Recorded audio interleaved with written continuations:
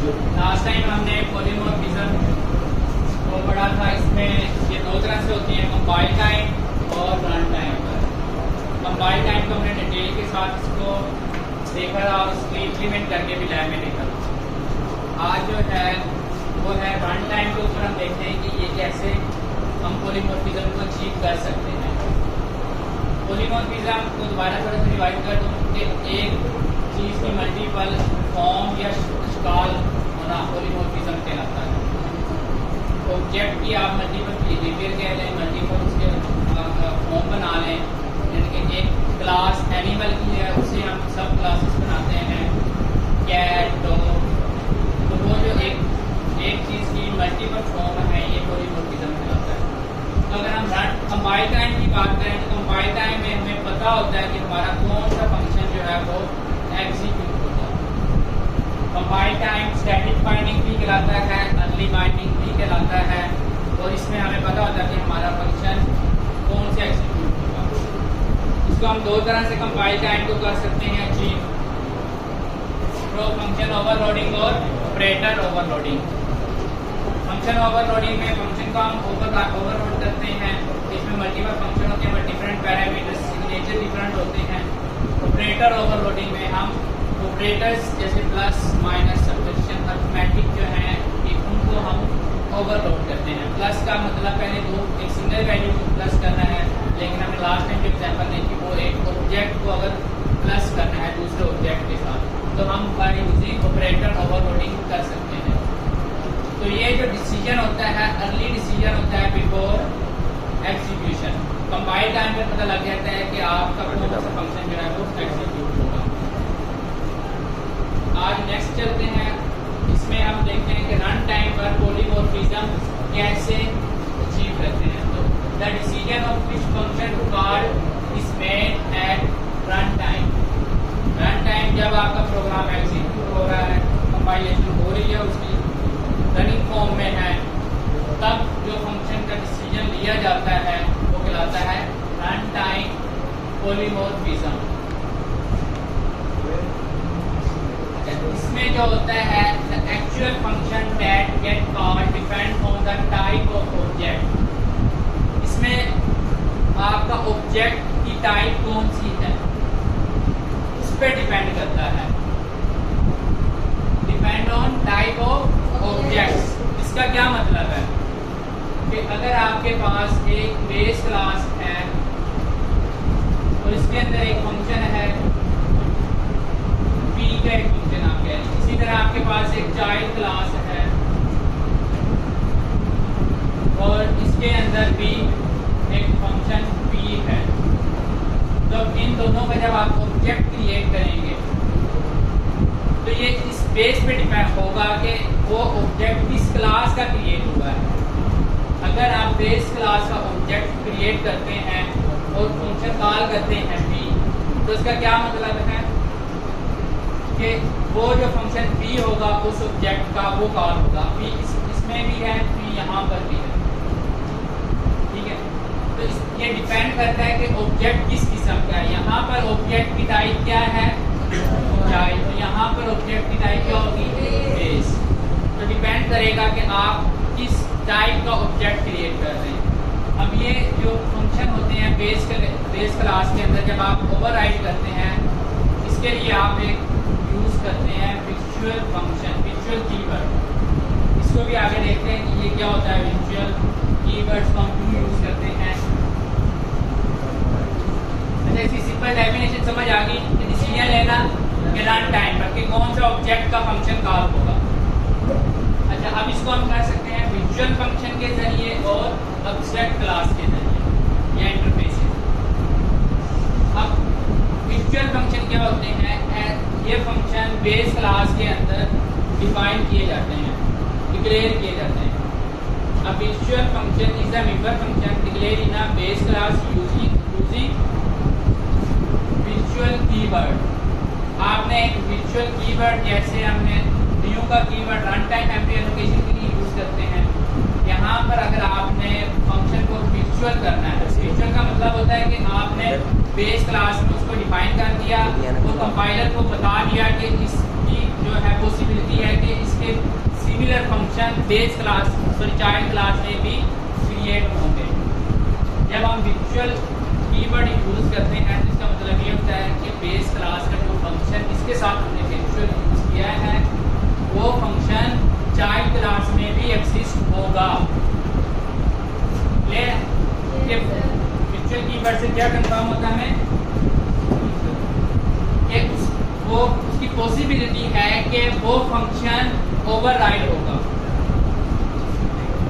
चाहे base class में आप जिस फंक्शन के साथ विजुअल कीवर्ड यूज कर देंगे उसका मतलब है कि चाइल्ड क्लास में वो फंक्शन ओवरराइड होगा। अच्छा, इसके बाद एब्स्ट्रैक्ट क्लास क्या होती है? An abstract class is a class that can not be instantiated. मतलब इसका ये है कि आप इसका ऑब्जेक्ट क्रिएट नहीं कर सकते। इंस्टेंस पढ़ा है ना, क्या होता है इंस्टेंस? किसी क्लास का जो एक ऑब्जेक्ट होता है क्रिएट करते हैं उसको इंस्टेंस बोलते हैं। तो जो एब्स्ट्रैक्ट क्लास की एक प्रॉपर्टी ये है कि उसका ऑब्जेक्ट आप क्रिएट नहीं कर सकते, कैन नॉट इंस्टेंशिएटेड। इसका इंस्टेंस जो है वो क्रिएट नहीं होगा। तो यहाँ पर दो चीज़ हमने देखी, एक विजुअल फंक्शन क्या होते हैं और एब्स्ट्रैक्ट क्लास। अ क्लास जिसका कोई ऑब्जेक्ट नहीं होता। A function that has visual keyword, वो विजुअल फंक्शन होगा।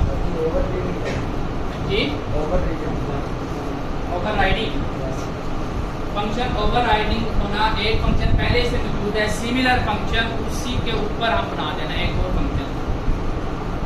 बेस क्लास में वो फंक्शन है, आपने चाइल्ड में बना दिया तो ये कहलाता है function overriding. Same name, same data type, same signature, function overriding कहलाता है। अच्छा, इसके बाद एक अब जो विजुअल फंक्शन है ये भी दो तरह के होते हैं। एक होता है pure visual function. Pure visual function, जब आप एक फंक्शन, इसका मतलब ये होता है कि ये अब जो चाइल्ड क्लास है वो लाजमन तौर पर ओवरराइड करेंगी इस फंक्शन को, और विजुअल फंक्शन में पॉसिबिलिटी है कि वो ओवरराइड हो। प्योर विजुअल फंक्शन की कोई बॉडी नहीं होती। हर फंक्शन के एक बॉडी होती है ना, ब्रैकेट्स के अंदर हम उसका कोड लिखते हैं। फंक्शन का नेम, जैसे ये वन एक फंक्शन है तो ये इसकी बॉडी है, लेकिन प्योर विजुअल फंक्शन की बॉडी नहीं होती। इसकी प्रॉपर्टी याद रखें। इसको भी इसका होता है क्या कि इसको हम डिक्लेयर करते हैं विद जीरो। फंक्शन का नेम, उसके आगे आप लिख देंगे जीरो। इसका मतलब है कि ये फंक्शन अब जो है ये प्योर विजुअल फंक्शन है, और इसकी जो बॉडी होगी ना वो चाइल्ड क्लास में होगी। सेम नेम के साथ आप यूज करेंगे, ओवरराइड का आप कीवर्ड यूज करेंगे, और जो उसकी डेफिनेशन है इसको बोलते हैं, इसके अंदर जो डिफाइन करना है डेफिनेशन, आप इसको डिक्लेयर करेंगे बेस क्लास में, लेकिन इसको जो डिफाइन करेंगे चाइल्ड क्लास के अंदर। तो अभी तक हमने तीन चीजें देखी हैं कि visual function, pure visual function और एब्स्ट्रैक्ट क्लास। तो जिस क्लास के अंदर प्योर विजुअल फंक्शन आ जाएगा वो एब्स्ट्रैक्ट क्लास आपकी।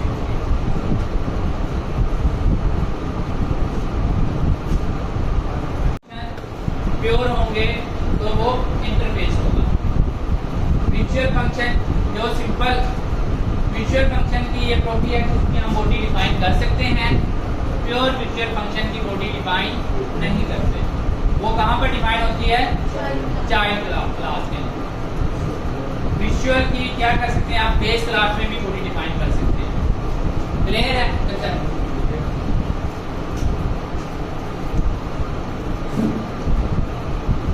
अच्छा, इसके एडवांटेजेस एफिशिएंट है, सिंपलिसिटी। डिसएडवांटेज लेस फ्लेक्सिबल और डायनामिक बिहेवियर। अगर कोई चीज़ रन टाइम पे क्रिएट हो रही है तो उसका जो बिहेवियर है उसको हैंडल करना मुश्किल हो जाता है बात बात। इसका हमें पता नहीं होता, अनएक्सपेक्टेड एरर आने ज़्यादा आ जाते हैं। जो चीज़ें पहले से पता हो, कंपाइल टाइम पर कौन सा फंक्शन एग्जीक्यूट होगा, कंपाइल होते ही हमें एरर शो हो जाता है, लेकिन इसका एरर हमें ड्यूरिंग जो है एग्जीक्यूशन आएगा। इसके डिसएडवांटेज इसका ये डिसएडवांटेज ये रहते हैं इंक्रीज कम्प्लेक्सिटी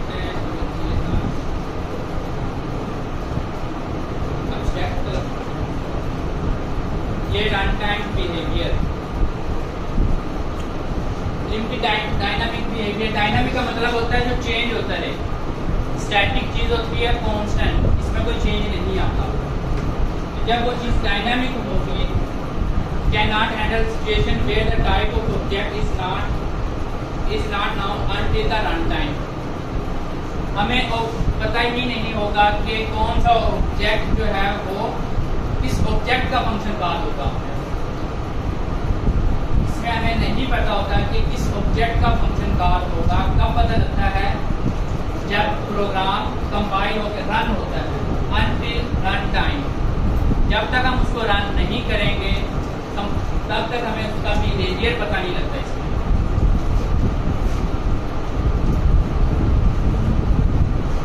डायनामिक का दूसरा स्टैटिक में हमें कैसे ही हम कंपाइल करते हैं हमें एरर शो हो जाते हैं, लेकिन इसका रन टाइम भी शो होगा।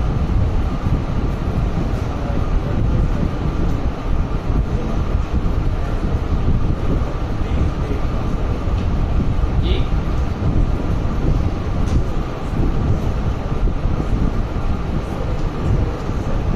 अच्छा, यूजेस इसके हैं इस्तेमाल। Compile time provide flexible function interface function that can print different data type। इसमें क्या हो सकते हैं आप, उसमें फ्लेक्सिबिलिटी होती है। आप मल्टीपल फंक्शन इंक्रीज करते जाएं और उनके जो है सिग्नेचर डिफरेंट करते जाएं कंपाइल टाइम में।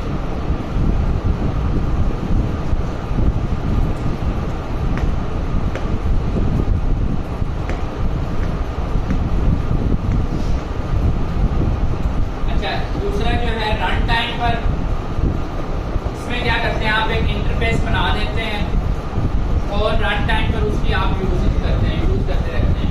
जैसे आप शेप की एक क्लास बना दें, शेप की एक क्लास है और रन टाइम पर उसके अंदर एक ड्रा का फंक्शन हो। शेप जैसे सर्कल हो सकती है, ट्राइएंगल हो सकती है, शेप रेक्टेंगल हो सकता है शेप। तो ये इसकी बेस क्लास क्या होगी? शेप के नाम से आप बना दें शेप। और जो उसकी चाइल्ड क्लास वो क्या होगी? वो रेक्टेंगल एक क्लास होगी। अगर आप सर्कल का बनाते हैं दूसरी क्लास हो जाएगी। ट्राइएंगल की एक क्लास बना लें। अब इनके जो फंक्शन है इसके अंदर वो ड्रा का फंक्शन, अगर हमने वो ड्रा करना है तो सभी की properties according to child class different होंगी, लेकिन बेस क्लास में उसका जो फंक्शन ड्रा करना है वो सेम होगा। तो आप ऐसा कर सकते हैं कि ड्रा जो है का फंक्शन वो मेन में रखें बेस क्लास में और उसको ओवरराइड करते जाएं। वो जो ड्रा का फंक्शन होगा ना वो विजुअल रखते हैं, ड्रा के फंक्शन को विजुअल कर दें और उसके बाद जो है आपका चाइल्ड के अंदर ड्रा का फंक्शन उसको आप ओवरराइड कर दें। सर्कल के लिए उसकी प्रॉपर्टीज बिहेवियर डिफरेंट होगा, ट्राइएंगल के लिए उसका डिफरेंट होंगे एंगल, रेक्टेंगल के लिए उसके डिफरेंट होंगे। तो वो शेप डिपेंड करेगी कि आपने किस क्लास का ऑब्जेक्ट बनाना है। तो वो जो शेप है वो उसकी क्लास के ऑब्जेक्ट पर होगी ना, कि अगर आपने बेस चाइल्ड क्लास रेक्टेंगल का ऑब्जेक्ट क्रिएट किया है तो आप उसका फंक्शन जब कॉल करेंगे तो वो उसी से रिलेटेड शुरू होगा।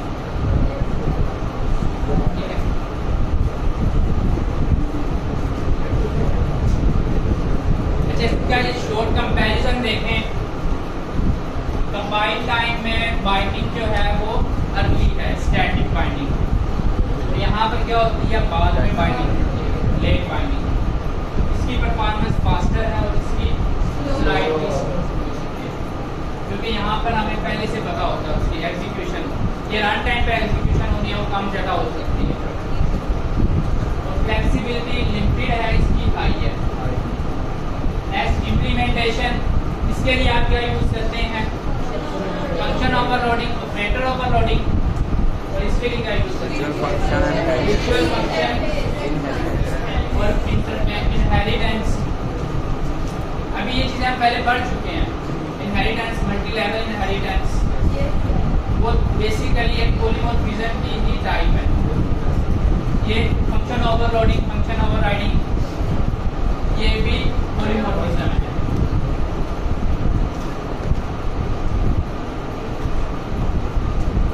तो यहाँ पर अब ये हमने प्रोग्राम लास्ट टाइम लैब के अंदर इम्प्लीमेंट किए थे। स्टैटिक बाइंडिंग या रन कंपाइल टाइम पॉलीमॉर्फिज्म का प्रैक्टिकल हमने लैब में कर दिया क्लास में। इसमें हमने पॉइंटर को चेक किया था, पॉइंटर कैसे एड्रेस कैसे निकालते हैं, उसको स्टोर कैसे कर सकते हैं। पॉइंटर को एज ए अरिथमेटिक हमने भी देखा था, उसके बाद इसको एज ए अरे और ऑब्जेक्ट के साथ भी इम्प्लीमेंट करके देखा इन सबको। आज जो है कंपाइल टाइम का प्रैक्टिकल हम करते हैं यहाँ पर। Polymorphism compile time, sorry run time compilation.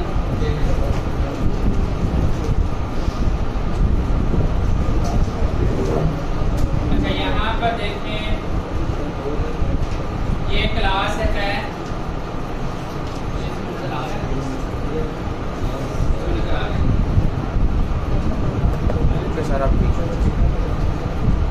Run time polymorphism हम किस तरह कर सकते हैं? म्यूचुअल फंक्शन के थ्रू। तो यहाँ पर देखें, एक बेस क्लास है जिसके अंदर एक फंक्शन है डिस्प्ले का, ठीक है। अब इस फंक्शन को हमने क्या कर दिया है? विर्चुअल, ठीक है। अब ये क्लास हमारी क्या एब्स्ट्रैक्ट क्लास होगी। इसके अगर प्योर म्यूचुअल फंक्शन आ जाए तो वो एब्स्ट्रैक्ट होगी, इसमें ये अभी एब्स्ट्रैक्ट नहीं है। प्योर म्यूचुअल फंक्शन जब आएगा तो वो एब्स्ट्रैक्ट होगी।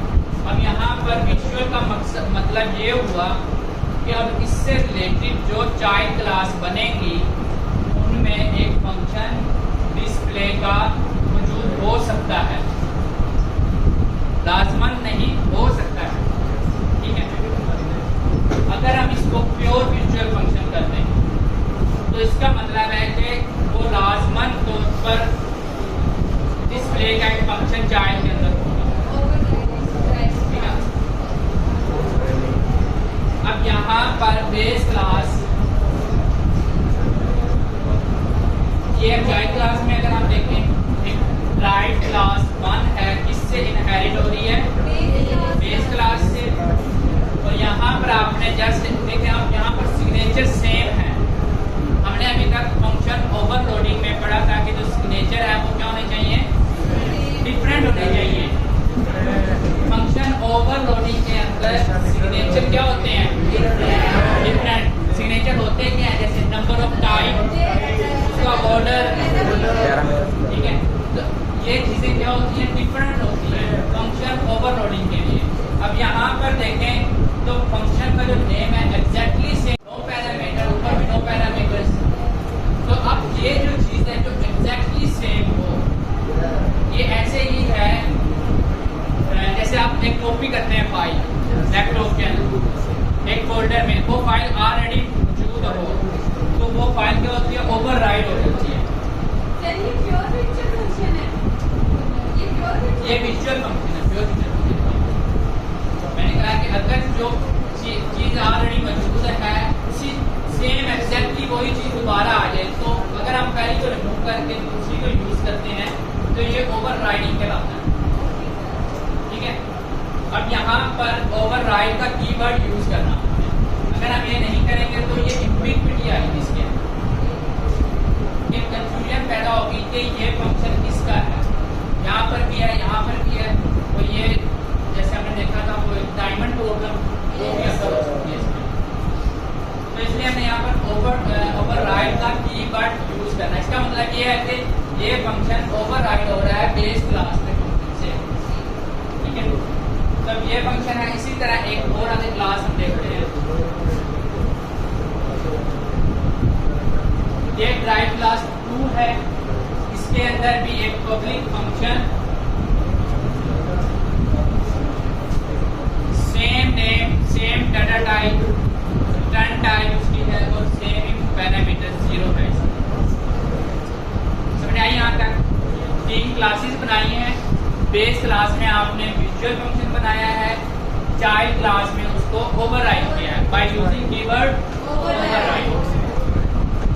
अब इसका देखते हैं आगे हम मेन फंक्शन, तो मेन में इसको कैसे यूज करना है।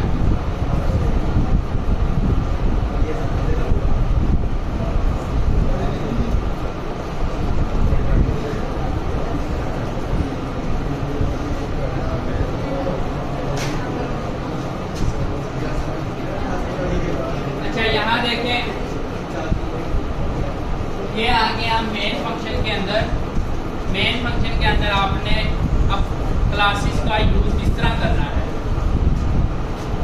बेस क्लास का आपने एक पॉइंटर क्रिएट करना है। अब यहाँ पर एक चीज है कि हमने उस जो चाइल्ड क्लास है, ड्राइव क्लास, पहले तो ऐसे होता है ना, जो अभी तक हमने देखा है कि जिस क्लास का आपने फंक्शन कॉल करना है उस क्लास का ऑब्जेक्ट क्रिएट करो, फिर उस ऑब्जेक्ट से उसका फंक्शन कॉल करो। ऐसे ही होता है। जैसे अगर आपने ड्राइव क्लास का फंक्शन कॉल करना है तो ड्राइव क्लास का ही ऑब्जेक्ट होना चाहिए। लेकिन पॉलीमॉर्फिज्म यही है कि अब इसमें कि आपने बेस क्लास का पॉइंटर क्रिएट करना है। बेस क्लास का पॉइंटर क्रिएट करना है। अब उस पॉइंटर के थ्रू आप क्या कर सकते हैं, चाइल्ड क्लास के जो ओवरराइड फंक्शन है, विजुअल फंक्शन है, वो एक्सेस कर सकते हैं। तो आपको चाइल्ड क्लास के ऑब्जेक्ट क्रिएट नहीं करने पड़ेंगे, आपको जस्ट उसको पॉइंटर को एड्रेस देना होगा।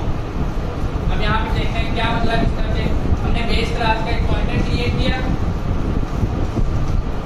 अब बेस क्लास का एक ऑब्जेक्ट क्रिएट करते हैं, ठीक है।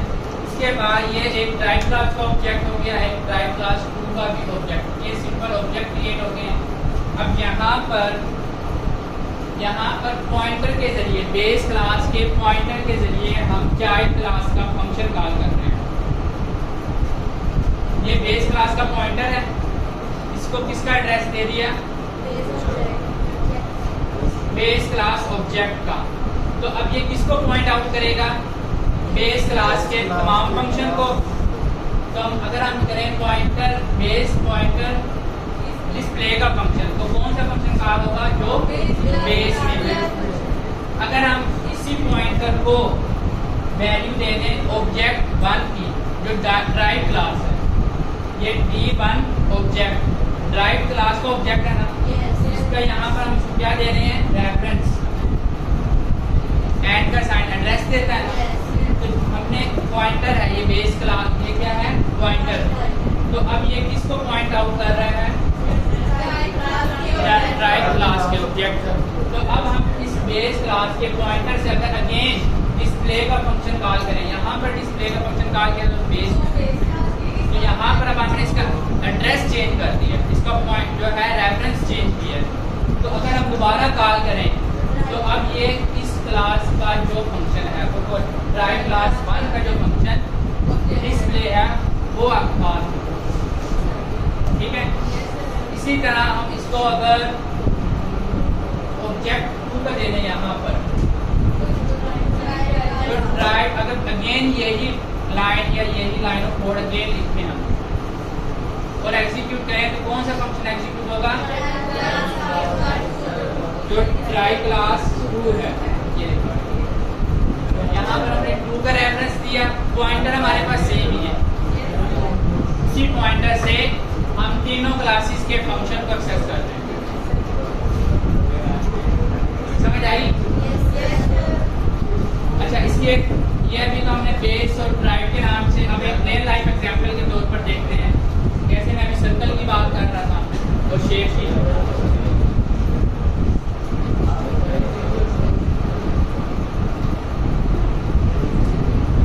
ये एक एब्स्ट्रैक्ट क्लास है। अब ये प्योर विजुअल फंक्शन के साथ दूसरी एग्जांपल है। इसमें हमारे प्योर विजुअल फंक्शन क्या होता है, इसका कोई कोड नहीं होते, ठीक है। और एब्स्ट्रैक्ट क्लास कौन सी होती है? जिसमें एटलीस्ट एक प्योर विजुअल फंक्शन हो। अब ये क्लास शेप जो है इसके अंदर एक प्योर विजुअल फंक्शन है, ये देखिए कोडी हमने यहाँ पर नहीं डिफाइन की। तो अब ये क्लास क्या बन गई है? Abstract class. एब्स्ट्रैक्ट क्लास का कोई ऑब्जेक्ट नहीं होता, ये चीज याद रखिए। एब्स्ट्रैक्ट क्लास का ऑब्जेक्ट क्रिएट नहीं कर सकते। तो फायदा क्या है, कैसे यूज करेंगे फिर? इसके लिए हम ड्राइव क्लास बनाएंगे जी। ये ऐसे ही होता है। मेन जो एब्स्ट्रैक्ट क्लास वैसे यूज होती है जो इंटरफेस यूजर को नजर आ रहा हो, उसके अंदर जो चीजें होती हैं ये कॉम्प्लेक्सिटी को हाइड करने के लिए यूज करते हैं। जो कॉम्प्लेक्स फंक्शन की जो कॉम्प्लेक्स काम है जो हो रहा होता है यूजर से अगर हाइड करना है तो वो हम चाइल्ड क्लास में रखते हैं। यूजर को जस्ट ये क्लास जो इंटरफेस होता है वो नजर। अब ऐसे ही है जैसे अगर आप कोई वेबसाइट यूज कर रहे हैं, कोई सॉफ्टवेयर का यूज करते हैं तो आपको सिर्फ एक इंटरफेस नजर आ रहा होता है। आपको बैकएंड पर तो नहीं पता होता कि ये काम किस तरह हो रहा है, कौन सी क्लास हो रही है, कौन सा ऑब्जेक्ट कॉल हो रहा है। तो वो जो कॉम्प्लेक्सिटी है वो हम हाइड कर देते हैं यूजर से। तो वो जो इंटरफेस होता है वो एब्स्ट्रैक्ट क्लास के अंदर होता है। अगर आप उसके तमाम फंक्शन को प्योर विजुअल बना देंगे तो वो एक एब्स्ट्रैक्ट नहीं, वो इंटरफेस बन जाएगा, ठीक है। तो एब्स्ट्रैक्ट भी आप कह सकते हो इंटरफेस बन जाएगा, क्योंकि जब तमाम ही आ जाएंगे तो वो एक इंटरफेस होगी। अच्छा, अब यहाँ पर हमने देखा कि यहाँ पर हमारे पास एक प्योर विजुअल फंक्शन है और एक विजुअल फंक्शन है। ये विजुअल फंक्शन है ड्रा के नाम से, इसका नेम क्या है? ड्रा। और शेप इसकी क्या है? सॉरी क्लास है, क्लास का नेम क्या है? शेप। अब मैंने एक बात अभी बात की है कि इसका कोई ऑब्जेक्ट क्रिएट नहीं हो सकता, लेकिन इसका पॉइंटर क्रिएट कर सकते हैं। ऑब्जेक्ट और पॉइंटर में डिफरेंस होता है, नहीं होता? पॉइंटर एड्रेस स्टोर करता है। हम एड्रेस स्टोर करने के लिए इसका एक ऑब्जेक्ट क्रिएट कर सकते हैं, लेकिन एज ए पॉइंटर हम इसको नहीं कर सकते। अच्छा, फर्ज करें हम इसको अगर कर भी लें एक ऑब्जेक्ट, वो एरर देगा। क्यों देगा? क्योंकि इसके अंदर एक प्योर विजुअल फंक्शन है। प्योर विजुअल फंक्शन का कोई कोड ही नहीं है, तो वो क्या एग्जीक्यूट करेगा? तो एरर आएगा ना। तो इस एरर से बचने के लिए इसका क्या करते हैं कि कंपाइलर को इंस्ट्रक्शन दी गई है कि इसका जब ऑब्जेक्ट क्रिएट हो तो इग्नोर करें, एरर जनरेट करें कि इसका आप ऑब्जेक्ट क्रिएट नहीं कर सकते। इसका रेफरेंस क्रिएट कर सकते हैं, इसका रेफरेंस आप क्रिएट कर सकते हैं। जब आप इसका रेफरेंस का मतलब क्या है? पॉइंटर क्रिएट करेंगे। पॉइंटर से आप इसका जो है इसकी बॉडी तक जा सकते हैं। प्योर विजुअल फंक्शन कहाँ पर इम्प्लीमेंट कहाँ पर होता है, ये समझ आ गई कि शेप क्लास के अंदर दो फंक्शन है, एक प्योर विजुअल है और एक विजुअल है। अब यहाँ पर आगे देखते हैं हम एक चाइल्ड क्लास सर्कल है। चाइल्ड क्लास सर्कल है, किससे इनहेरिट हो रही है? शेप से। सर्कल शेप का पार्ट है, एक बेस क्लास है शेप, तो उससे सर्कल जनरेट हो सकते हैं। तो सर्कल का एक फंक्शन होता है ओवरराइड। और एरिया क्या था फंक्शन? एरिया का फंक्शन कौन सा था? ये पेरेंट के अंदर प्योर विजुअल फंक्शन। अब वो प्योर विजुअल फंक्शन की जो बॉडी है, जो डेफिनेशन है, जो इम्प्लीमेंटेशन है, वो कहाँ पर हो रही है? लाइव क्लास में, यहाँ पर। ये चीज हमने वहां पर रिटर्न नहीं होती। अच्छा, एरिया निकालने के लिए क्या चाहिए होता है? रेडियस। सर्कल के अंदर रेडियस निकालना है, तो उसके लिए ये चीज क्या कहलाता है? वैसे क्लास के अंदर ये चीज क्या कहलाती है? क्लास के अंदर ये इसकी प्रॉपर्टी है, चाइल्ड क्लास की प्रॉपर्टी है रेडियस। बेस क्लास में रेडियस है,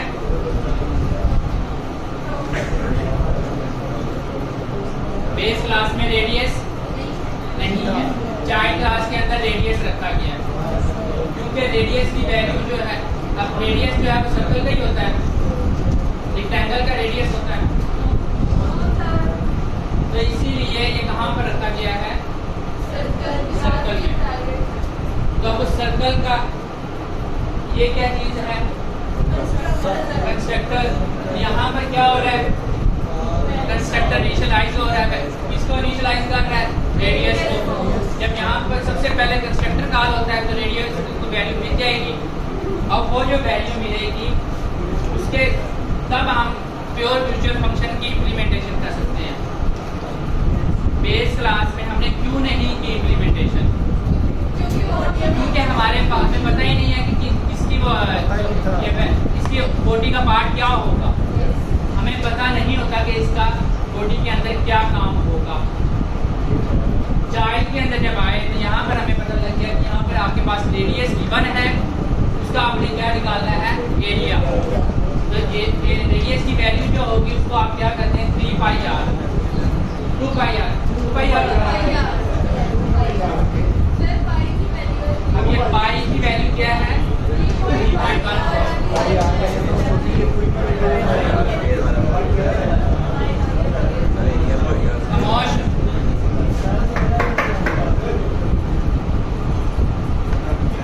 आवाज क्यों आ गया, आवाज बेटा।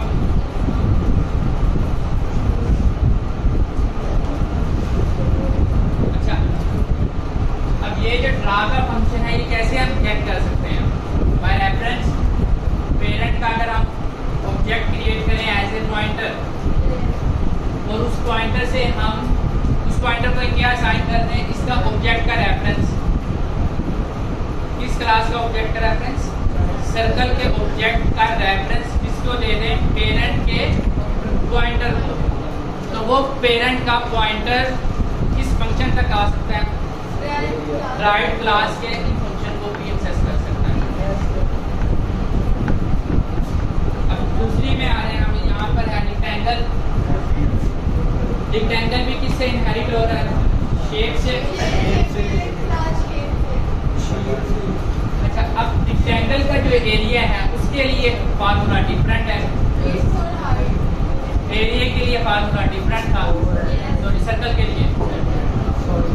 तो इसीलिए यहाँ पर आप समझ आ रही है कि प्योर म्यूचुअल फंक्शन क्यों किया गया उसको, क्योंकि बेस क्लास में हमें मालूम नहीं था कि एरिया क्या किसका होगा। शेप के अंदर तो काफ़ी सारी शेप आ जाती है, रेक्टेंगल भी आ गया, सर्कल भी आ गया। तो हमने चाइल्ड क्लास में जाकर हमें मालूम होता है कि इसका अगर तो सर्कल है तो उसका एरिया क्या होगा, अगर वो रेक्टेंगल है तो उसका सर्कल उसका एरिया क्या होगा, डिफरेंट होगा। तो उस बेस पे हम उसकी इम्प्लीमेंटेशन डिफरेंट करते हैं। समझ आ रही है, यहाँ पर इम्प्लीमेंटेशन एरिया की देखें तो रिटर्न क्या हो रहा है, विद मल्टीप्लाई आई। तो इसकी जो प्रॉपर्टीज है according to class shape property भी डिफरेंट होता है। सर्कल के लिए क्या था, रेडियस, और रेक्टेंगल के लिए आई। अब ये कंस्ट्रक्टर जो है सबसे पहले कॉल होता है, तो ये इनकी वैल्यू को इनिशियलाइज कर देगा, और उसके बाद एरिया का फंक्शन को मल्टीप्लाई कर देगा। क्लियर है? तो ड्रा का फंक्शन उसको प्रिंट करवा देगा।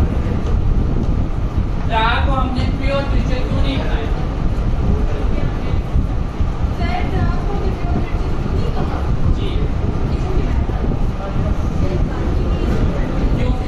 क्योंकि ड्रा की जो इम्प्लीमेंटेशन है वो जस्ट है प्रिंट करवाना, वो किसी चीज़ पर डिपेंडेंट नहीं है। जो एरिया है वो डिपेंडेंट है क्लास की शेप के ऊपर और उसका फार्मूले पर। क्लास की हर शेप का क्लास जो होगा, चाइल्ड क्लास का फार्मूला डिफरेंट होगा। तो अब इसको मेन क्लास में हम कैसे कॉल कर सकते हैं,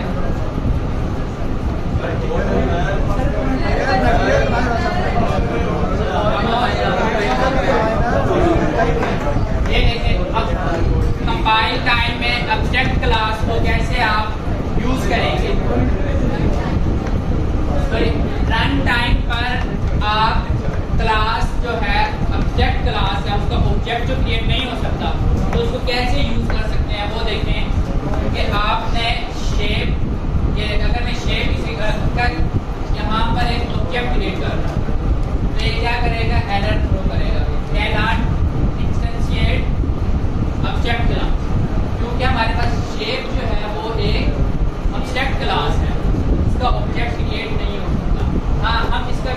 इसका पॉइंटर क्रिएट कर सकते हैं। यहाँ पर हमने सर्कल की क्लास को एक ऑब्जेक्ट क्रिएट किया, उसको इनिशियलाइज कर दिया 5 क्या है यहाँ पर 5 क्या है रेडियस। सर्कल के लिए हमने एक पैरामीटर रखा, रेक्टेंगल के लिए 2 पैरामीटर थे, हाइट और विड्थ। सर माइक चेंज कर। जब ऑब्जेक्ट क्रिएट होगा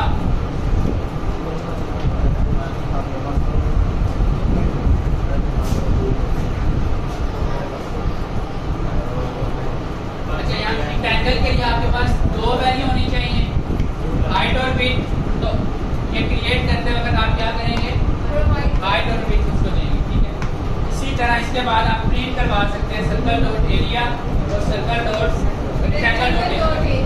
तो ये आप इस तरह कर सकते हैं। और दूसरे नंबर पे आप इसका पॉइंट रेफरेंस से भी इसको प्रिंट करवा सकते हैं। आप बेस क्लास का एक पॉइंटर क्रिएट करें,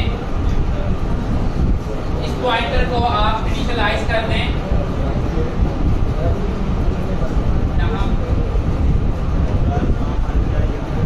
ये जो आपने ऑब्जेक्ट क्रिएट किया है सर्कल,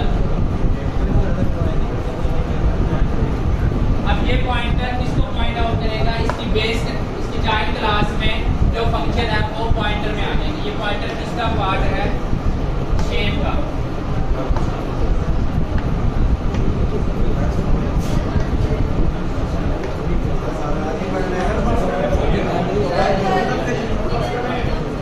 अभी हमने एक टॉपिक पढ़ा है, आज का टॉपिक पढ़ा नहीं है तो कल वाला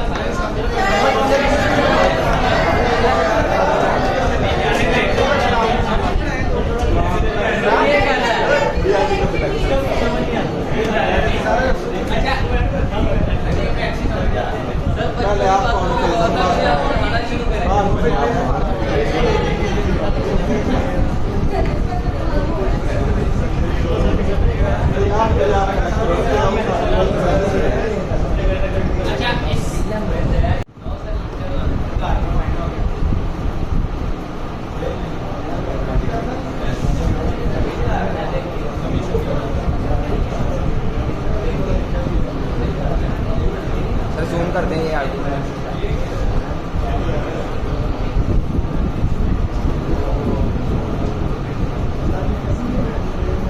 अच्छा, ये पॉइंटर के लिए जो ये पूरा चैप्टर का आउटपुट है, हमने पहले पॉइंटर पढ़ा था, उसके बाद स्टैटिक, तो उसके बाद रन टाइम डायनामिक।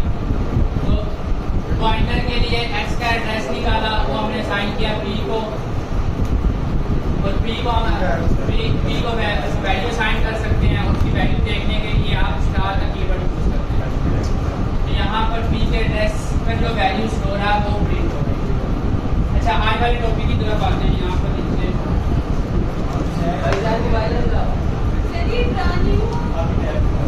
ये देखें, ये बेस क्लास का डिस्प्ले फंक्शन आउटपुट आई। उसके बाद ड्राइव क्लास जो हमने पॉइंटर से आउटपुट सेकंड जो था नंबर पर हमने उसको ड्राइव क्लास का रेफरेंस देकर जो फंक्शन कॉल किया था। थर्ड पर ये हमने सेकंड क्लास थर्ड नंबर पे थी, थर्ड क्लास ड्राइव क्लास जब उसका रेफरेंस देकर फंक्शन कॉल किया तो ये आउटपुट आई। अब अगर हमने ऑब्जेक्ट क्लास की आउटपुट देखनी है तो ये सर्कल के लिए, सर्कल को जब आपने फाइंड किया तो उसकी आउटपुट क्या आई 78, ये उसका रेडियस आ गया। जब आपने उसके लिए वैल्यू थी 5 और 6 थी रेक्टेंगल के लिए, तो उसका जो एरिया आया वो 24 है। 5 6 था या 6 4 था? 6 4 था, तो 6 4 हो गया। 6 4 का एरिया रेक्टेंगल क्या आया 24।